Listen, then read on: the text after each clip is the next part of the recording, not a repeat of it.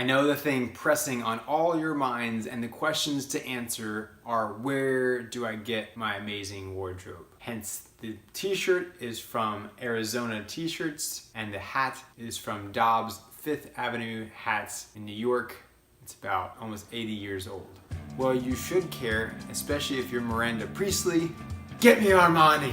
I want steak! Here we go. Welcome back to Hanging with the Herons. My name is James. This is another 365 movies, 365 days, and 3 minutes and 65 seconds. Boom!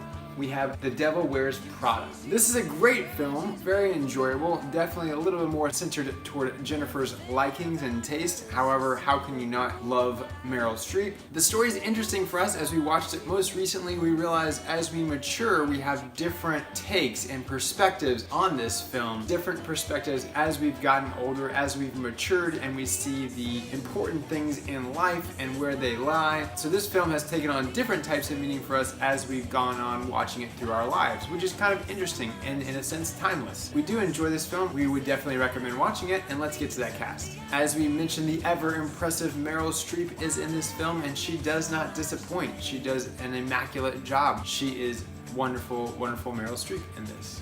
Anne Hathaway wasn't too long ago on our show in The Dark Knight Rises, and now we have her here in this film, much younger in her acting career, very vulnerable in this film, and she does a wonderful job.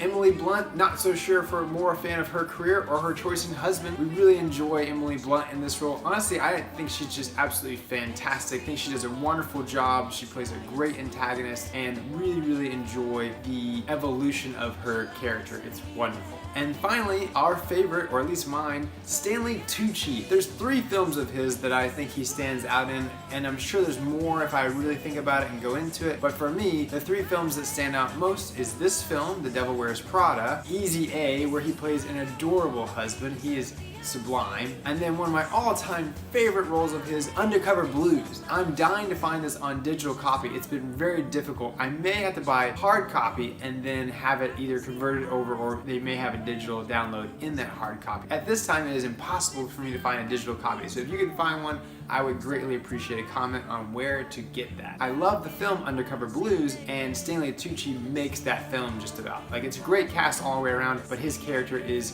hilarious. And he is wonderful in this, so charming, so lovely, so loving, and really enjoyable to watch as well. Let's get to those quickfire facts. The film is actually based on a story by Lauren Weisberger, who has pretty much a real life story, or at least it's assumed that she is basing this off of. Vogue's editor-in-chief, Anna Wintour's assistant, was this young lady who wrote this story. It's very perceived that she based this story off of her experience, which is fascinating. The magnificent Meryl Streep was offered too little at the first attempt at trying to get her for this film, and was then therefore doubled as she said, "No, I believe I can commit and do much more for you. Please pay me more," and they did.